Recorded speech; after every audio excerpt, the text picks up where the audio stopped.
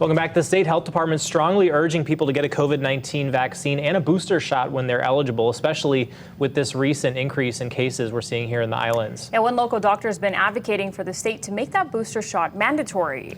Now, joining us live with why is Dr. Scott Miscovich with Premier Medical Group Hawaii. Thank you so much, Dr. Miscovich. We'll just jump right into it. The boosters, of course, everybody is obviously being urged to get them if they're eligible, but kind of, right now, in terms of the definition of what's considered fully vaccinated, the governor said, that in terms of safe travels, in terms of that, it's still just the 2 shots. Kind of what do you make of that, and kind of how did the booster come into play?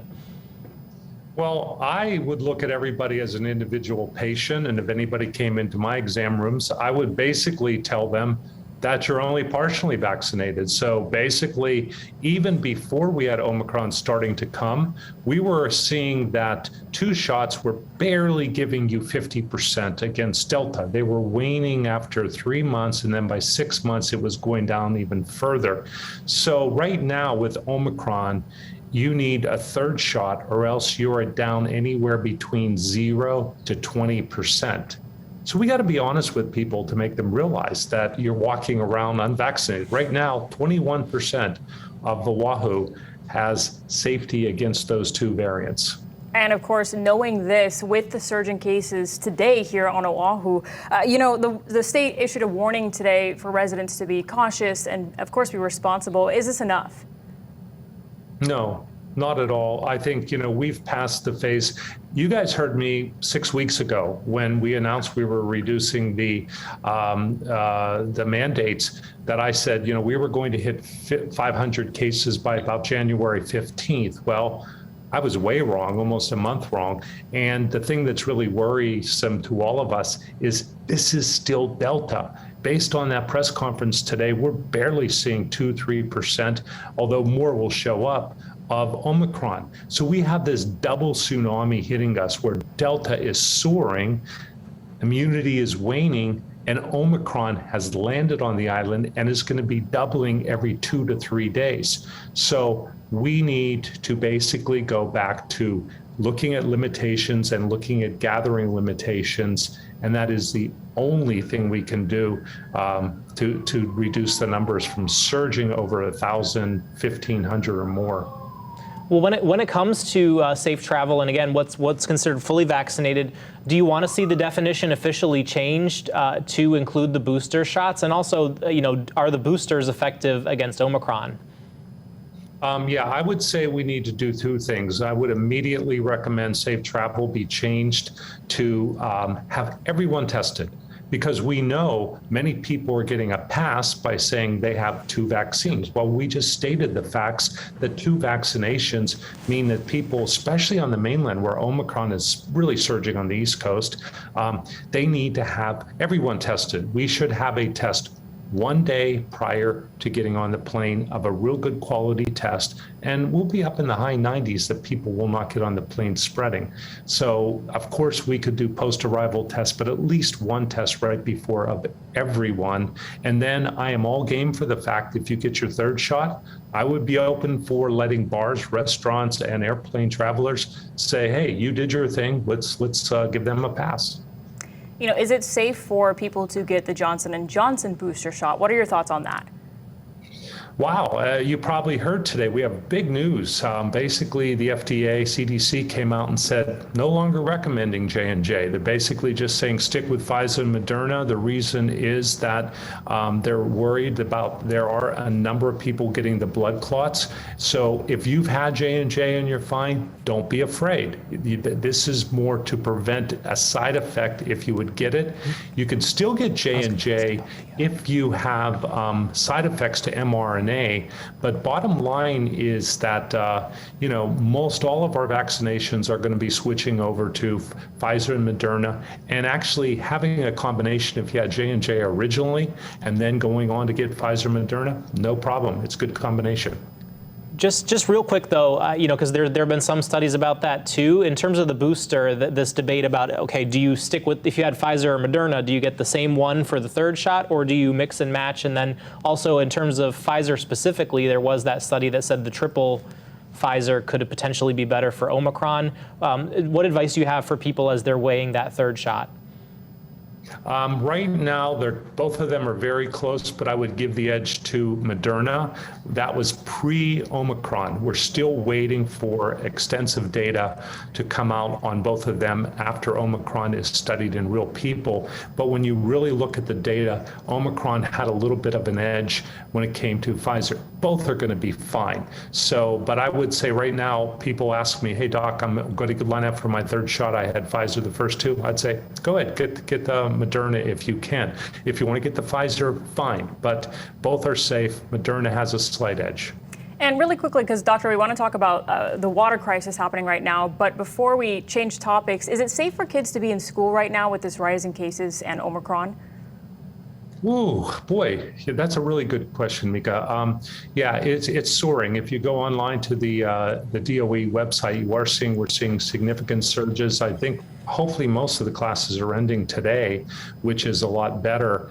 I believe that it is a concern with kids at school because of how contagious we are seeing the Omicron once it spreads. But big news out of the federal government. President Biden announced that a program called Test to Stay is now going to be funded and supported by CDC. And that's a program where instead of sending the kids home after one person gets positive, the whole class goes in quarantines for 10 days, you can then have those kids stay in class, but they have to get frequent testing, day 1, day 3, day 5, day 7. So I really hope our leadership here turns to DOE and has us get up with the rest of the country to do the Test to Stay program, because it is a much safer way to keep the kids safe in class. And what about our kids that are younger than that? I know there was that new study that said it might be a little while longer, or maybe some more study will be needed before we get enough immunity for the 5 and under with the testing. Is that a setback, and is that something that you think will eventually they'll be able to figure out? I have to tell you, I'm impressed with your questions tonight. You both are doing your homework, so this is really good. That is another piece of huge news today, that the 6-month to 2-year-old and the 2-year-old to 5-year-old Pfizer vaccine trial had to be extended because they found that 2 shots at that age group was not providing enough immunity, that now the children in the trial will get a 3rd shot. So this is a little bit of a setback, because what it's going to mean, it's going to delay the whole vaccination trial program for the younger children. So that's probably going to push it back a good 2 to 3 months. So it is a delay. And we want to turn it now to the water crisis happening. Talk about the symptoms that people should look out for of fuel contamination. And we're curious, have you been seeing any patients coming in who are concerned that they might be affected by this? Yes, we have, and people are concerned, and rightfully so, because that was an avoidable crisis, and we've known about it for a while. It should be concerning, but I do want to give people a little bit of calmness. It takes a lot of gasoline to be infected, and so early symptoms would be just throat and swallowing and irritation, but the next set of symptoms after you've had more prolonged exposure will be neurologic symptoms. You could have headache, you could have dizziness, you could have numbness, and then if you really go on to the next phase where you have prolonged exposure, doctor, if you're seeing us in the office, will do your blood counts, because it could cause anemia. It could create a type of decrease in your blood count, affecting the way your blood cells are made. It maybe causes some liver changes. I have one real big concern, and I'm not trying to cause paranoia in families or moms, but we still have a lot of question of what it would do to a pregnant mom. And so you should bring it up with your OBGYN, and there's still a lot that would be unknown, but higher doses and longer term contamination can be leading to some birth defects. And for those that did drink the water and had to go to the hospital, and it's already known that they believe that was the cause, moving forward as they go through their annual checkups and things like that, is that something that they need to be aware about, or as they go through their life? Well, I think that, yes, you always will tell your doctor you were exposed, and that would mean that we would do certain types of blood panels and ask certain types of questions. And so do I think that someone 30 years from now will be worrying about it? Well, time will tell as we get more details on the type of exposure. And then we also need to have a little more detail on exactly what was in the gasoline. that was contaminating this, because we all know the modern forms of gasoline have all types of little additives so they don't clog your pipes and they last longer. What else was in there? That would be another question that most of us would want to know. And then that would talk about what longer term potential exposure would be, because each of those would have a different elemental, design and may have other exposures. But generally, people need to understand that it's a long-term process. It really takes a lot of contamination before you have health risks. So don't let that ruin your Christmas. Make sure you watch out for COVID. I know, a lot for Hawaii residents to think about right now, but we appreciate you coming on, as always, Dr. Scott Miscovich. Thank you so much. Anytime. Thank you. Have a great weekend. Well, it's been weeks since some Oahu residents have had clean water in their homes. Still ahead, we're going to be joined by State Senator Kurt Favela, who represents Ewa Beach, part of that area that's been impacted, live with more on their hardships, their concerns, plus some possible solutions moving forward. We'll be right back.